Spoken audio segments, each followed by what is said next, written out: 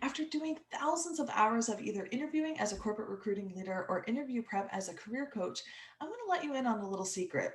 It is super tough to feel rejected, anxious, depressed when you don't hear back from either a recruiter or a hiring manager after you had what you felt was an amazing interview. So I'm going to let you in on a little secret that almost no one does.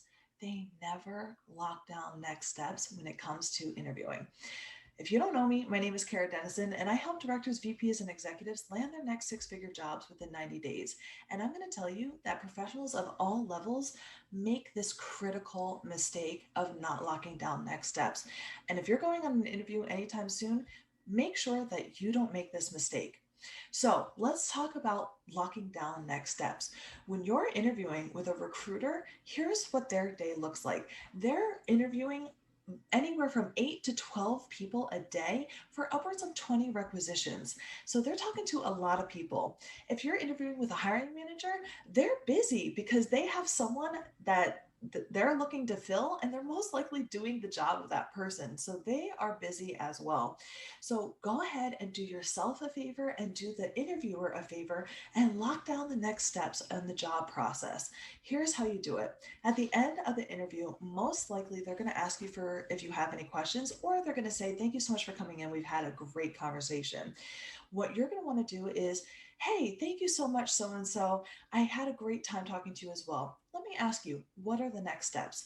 Most likely, they're going to probably tell you something about, "You'll hear from us at a certain amount of time." And what you're going to say is, "Great. Is that going to be Tuesday or Wednesday?" Depending on whatever time they give you, right? And they're going to probably give you a day. "Yeah, that's going to be around Wednesday of next week." "Awesome. Are we thinking the morning or the afternoon?" And they're going to say, "Probably around the afternoon." "Great. Thank you so much for letting me know. If I don't hear from you by Wednesday around 4 o'clock, do you mind if I follow up with you?" That's how you lock down next steps. All you need to do now is just set a reminder in your calendar. And if you want to be bold, go ahead and send them an invitation to that calendar reminder as well. Now, this is how you lock down the next steps because you know exactly when you should be hearing from them. And if you don't hear from them by Wednesday at 4 in this scenario, you can have a dedicated time where you're going to be following up with them, and they know that you're going to be following up with them as well. This does them a huge favor because it gives them a deadline to get their stuff in order to move you on to the next steps. And if you don't hear from them, they expect you to be following up with them. So they're going to be taking your call.